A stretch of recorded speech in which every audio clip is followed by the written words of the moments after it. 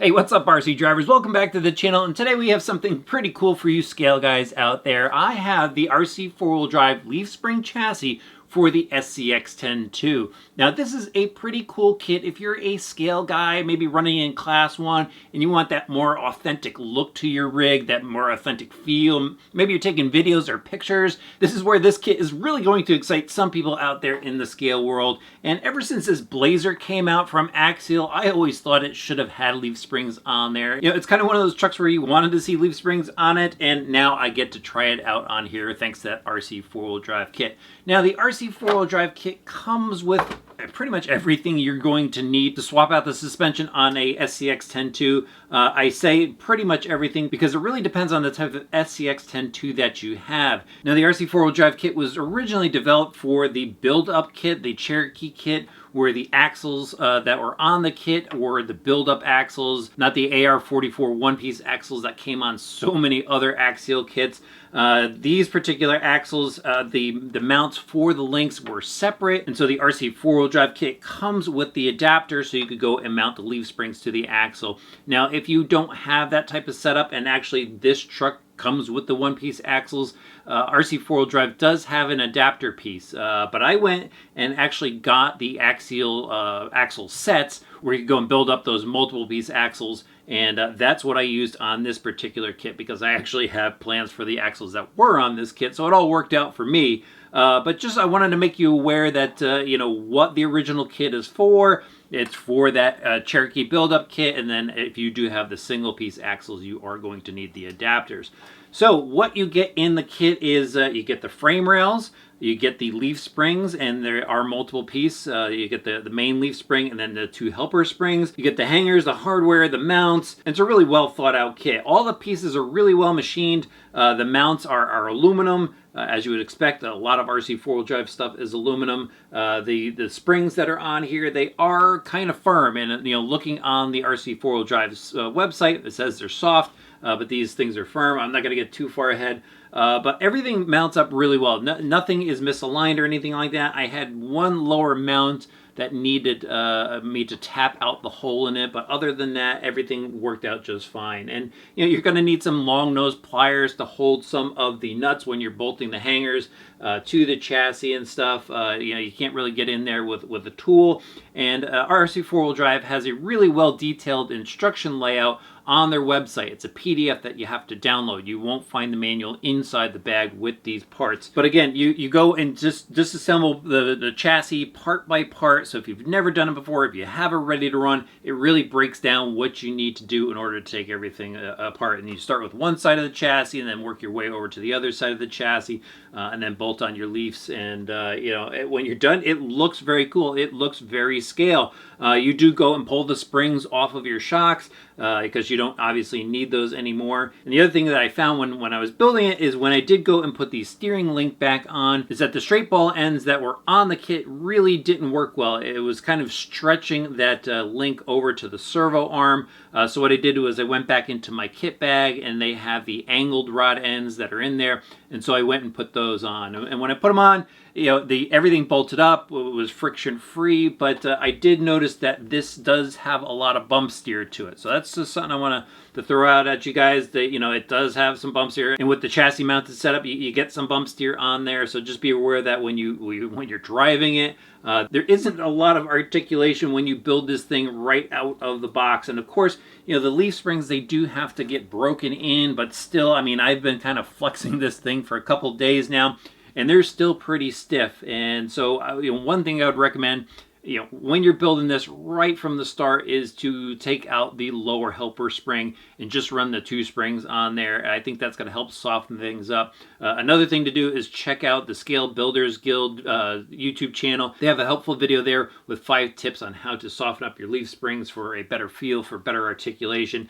and I think you should really check that out. In fact, I will link to that in the description below, because as soon as you lift up one wheel on this, the rear wheel pops right up. So you know, what's cool about leaf spring suspension is it gives you that scale feel. It's got to look really scale out there on the trails, you know, and it should be a bit freer than this, but it's just a unique driving experience. It definitely has a great look to it. It's definitely a very cool kit. Now, it comes in at $130, which is a little bit pricey, but you know, if you're building something scale, something that looks really cool, you know, you definitely want to grab this kit for your build. All right, so I'm gonna go and head out on the trail just for a little bit and drive this thing, and we're just gonna go have some fun and see how the Blazer looks back in action.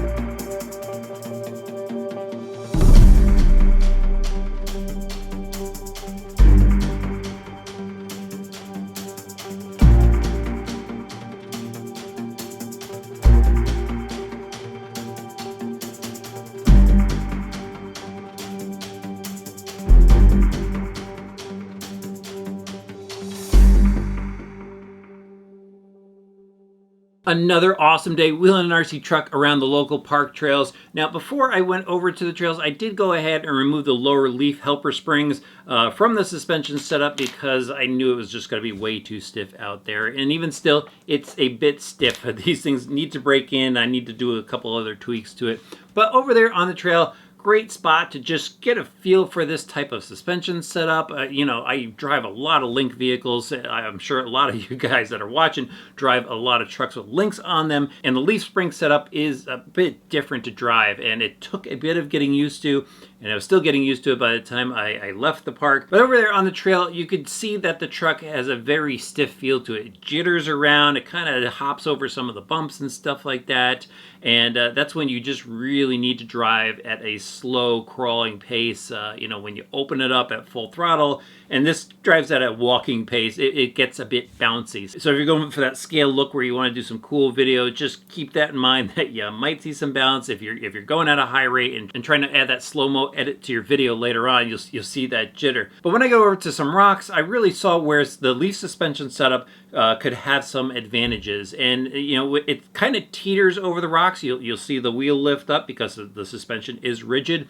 But it's that rigidity that kind of helps propel this thing. So rather than the suspension articulating way too much to where the truck may hang up on a rock, it's now teetering, so you can kind of just power through some of the stuff. And I think that's where some of that advantage comes into a leaf springs type of setup. But it's all about like driving. You really need to drive a leaf spring setup. You need to figure out your lines and when that advantage of that rigid suspension would come in handy for getting over a particular obstacle. Now, when I went over to some side hill type of stuff, and that park is kind of on the side of a mountain in some areas, that's where it got a bit edgy. And you know, when you have a link setup, there is some give to that suspension before the truck rolls. Well, you know, with this rigid suspension, it will just go over. And if you're pushing the truck to its limits, it's probably got to go over. And I rolled it over down into the water, had to go fish the truck out. But after that, I just threw it back on the trail. Luckily, everything's waterproof in the Axial rigs.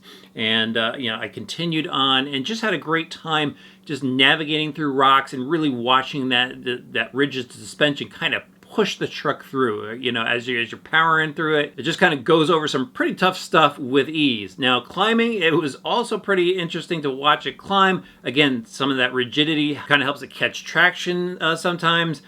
So again, I could really see where people would be interested in driving a leaf spring style of suspension setup. And you know what? RC4WD drive, they do it right. They give you everything that you need in the kit to swap over an SCX10 II suspension to this leaf spring suspension. So let me know what you think. Do you think you would ever try out a leaf suspension truck if you are an SCX10 owner? Think you would swap it out? Let me know your thoughts in the comment section below. Thanks for checking out the video. If you haven't done so yet, please click that subscribe button and the notifications bell. We'll see you back here soon for some more RC Driver videos.